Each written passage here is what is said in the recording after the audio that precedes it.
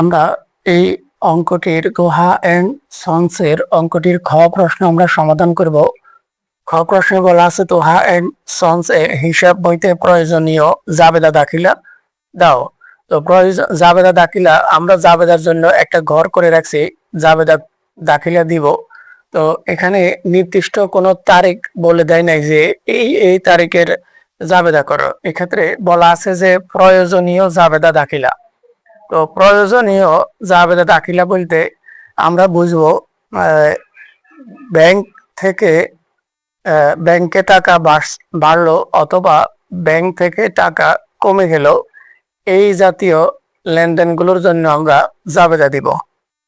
আবার বলি, আমরা শুধুমাত্র যখন প্রয়োজনীয় জাবেদা দাখিলা বলা হবে তখন আমরা শুধুমাত্র ব্যাংকে বাড়লো, ব্যাংকে সরাসরি টাকা বাড়লো এমন লেনদেন অথবা ব্যাংক থেকে কমে গেল সরাসরি এমন লেনদেনগুলোর জাবেদা দাখিলা আমরা দিব। অর্থাৎ দিব না কোনগুলো, আমরা যেগুলো ইস্যুকৃত চেক অথবা আদায়ের জন্য জমাকৃত চেক অথবা ভুল হয়েছে যে 300 টাকা জায়গায় 3000 টাকা লিখছে এরকম এগুলো জাবেদা না।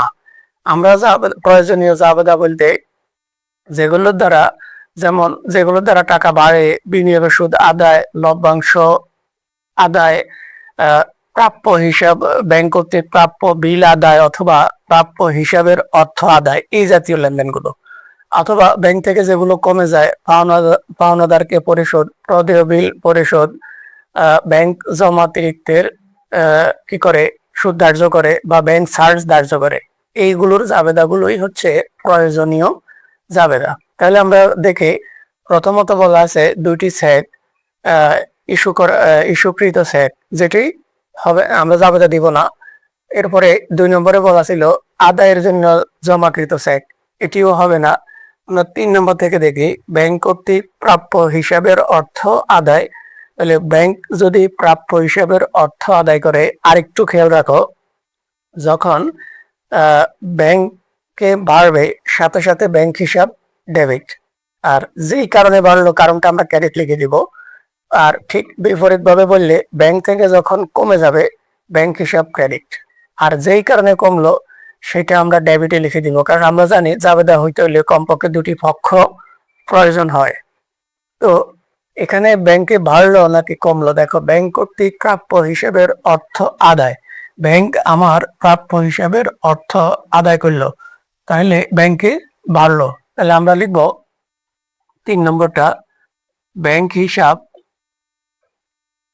ডেবিট এবং এবার আসো কেন বাড়লো, প্রাপ্য হিসাবের থেকে। তাহলে প্রাপ্য হিসাব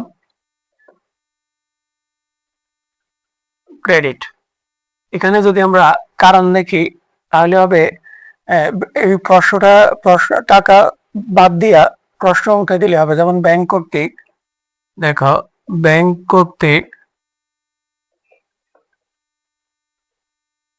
প্রাপ্য হিসাবের অর্থ আদায়। যেহেতু লেখাগুলো একটু ছোট,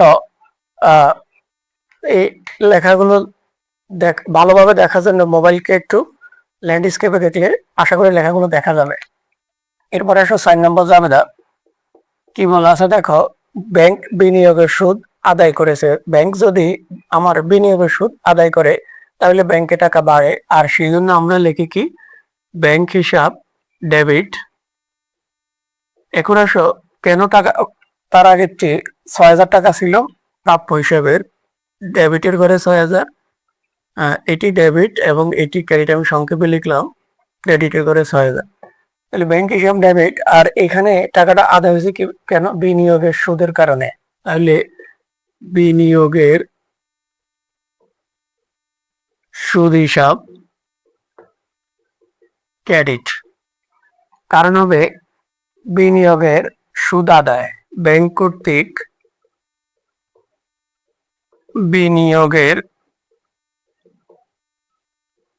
বিনিয়োগের সুদ আদায়। এরপরে আসো আমাদের শেষ 5 নম্বরে দুইটি জাবেদা রয়েছে। প্রথম অংশ হচ্ছে ব্যাংক কর্তৃক মঞ্জুরিকৃত সুদ। ব্যাংক কি করে?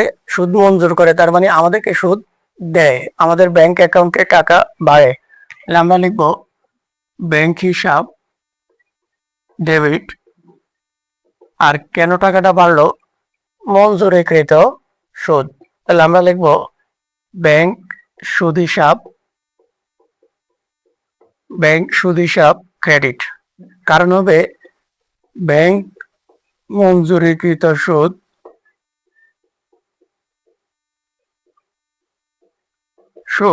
পাওয়া গেল বা দেওয়া হল, আমরা লিখলাম পাওয়া গেল। এরপরে যদি পাশের দুইটা যাবে দাও, পরের অংশ দেখো ধার্যকৃত চার্জ, ব্যাংক কর্তৃক ধার্যকৃত চার্জ। তাহলে আমরা এই ব্যাংক যদি সুদ চার্জ করে, ধার্য করে, তবে তার মানে আমাদের অ্যাকাউন্ট থেকে কেটে নিয়ে যায়। আর আমাদের অ্যাকাউন্ট থেকে কেটে নিয়ে গেলে আমাদের টাকা কমে যায়। তো সেই ক্ষেত্রে আমরা কি লিখবো? ব্যাংক হিসাব ক্রেডিট লিখবো। ব্যাংক হিসাব ক্রেডিট। এখন ডেবিট তো কিছু লাগবে, এবং কেন কাটছে?